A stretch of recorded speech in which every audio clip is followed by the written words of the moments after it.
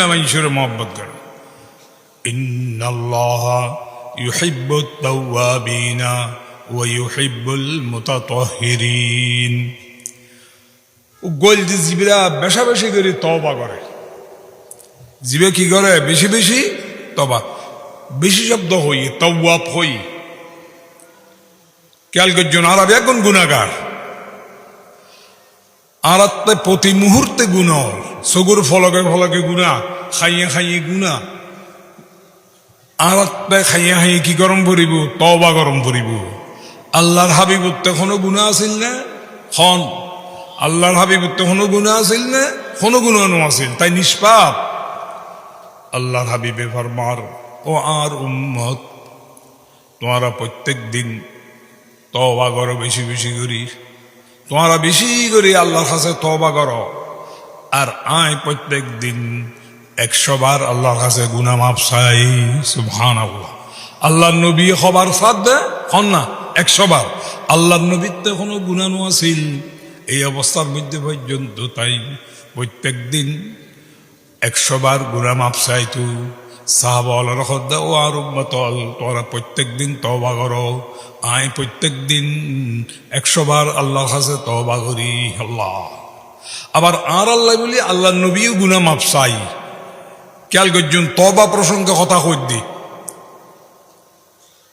একদিন তাই মা আয়েশা রাদিয়াল্লাহু তাআলা আনহাল্লাই তওবা গুনাহ মাফ চাই খাল্লাই, আর আম্মা জান আয়েশা রাদিয়াল্লাহু তাআলা আনহাল্লাই আল্লাহর কাছে গুনাহ মাফ চাই। ইয়ান মা আয়েশা জানি থজ্জি জানিয়ে রে এত খুশি এত খুশি এত খুশি, খুশি চেহারা পরিবর্তন গিয়ে গেল।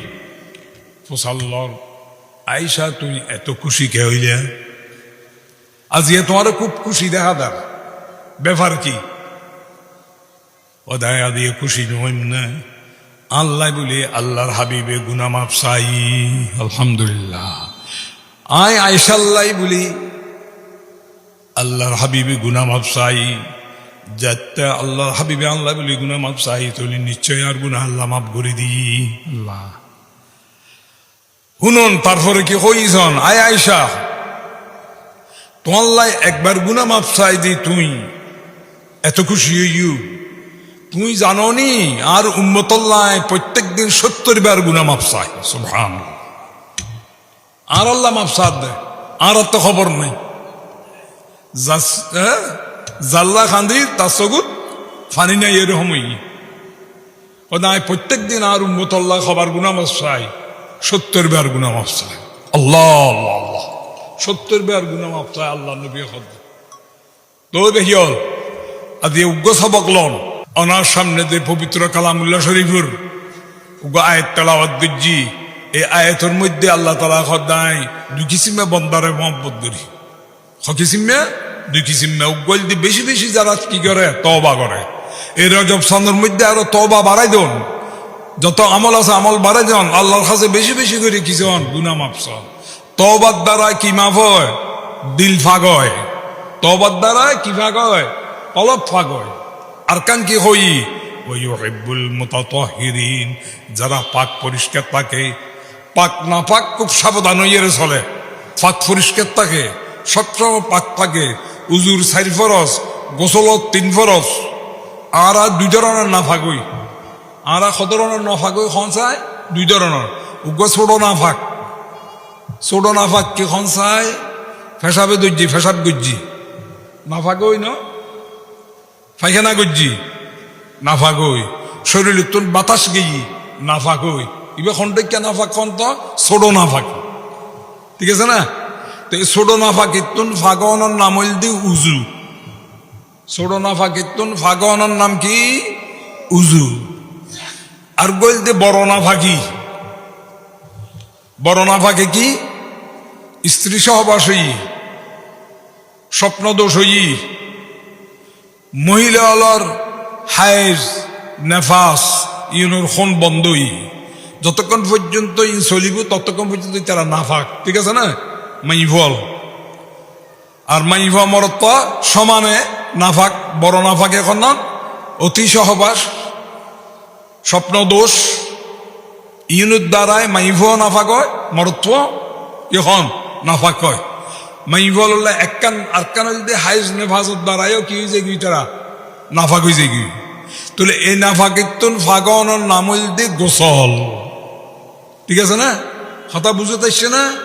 হ্যাঁ, বড় নাফাকিতুন ফাগনের নাম হইল গোসল।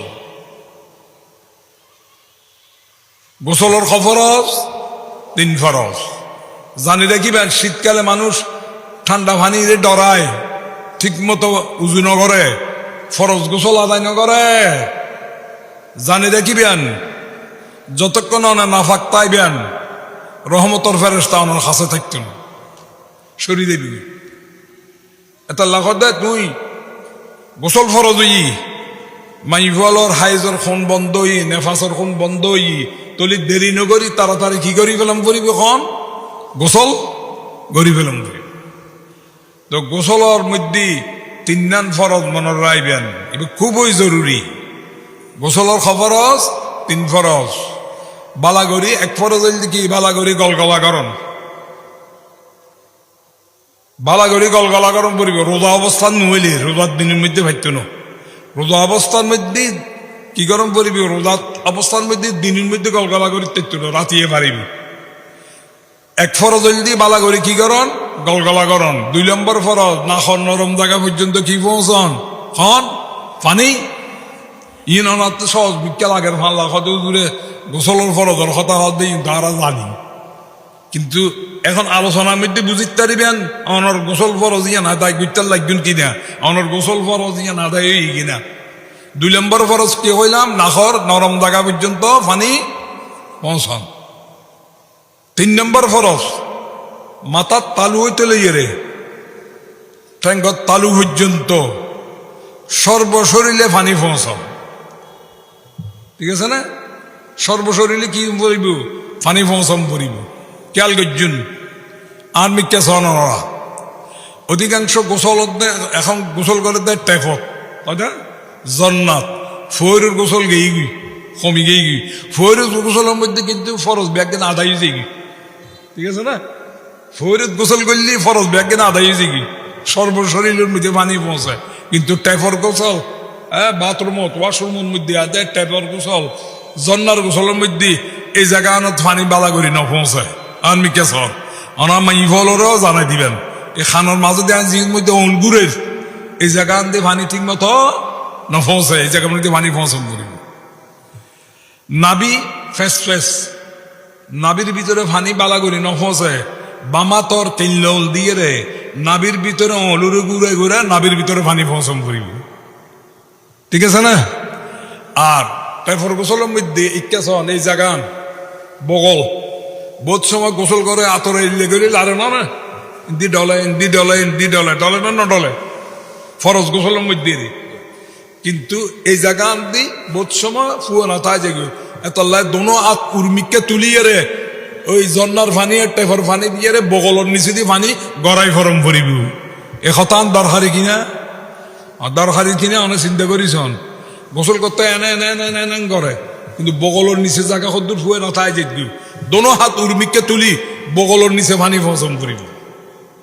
আর তো গোস্ত খানোর অভ্যাস, ফান খাওয়ানোর অভ্যাস, শুয়ারি দাঁতর ফাগদি শুয়ারির টুরা থাকিলি গোস্ত টুরা যদি দাঁতর ফাগদি থাকে ফরজ গোসল আদায় করিবার আগে খিলেল ঘড়ি দাঁতর ফাগতুন গোস্ত টুরা শুয়ারির টুরাই বাইর করি ফরজ গোসল করব। আর না হতে গেলে এটা পানি না পৌঁছেনি ফরজ গোসল আদায় হইত না। আর মাইফলের বেলায় আরো সাধারণ আরো সাবধানতা অবলম্বন করিব।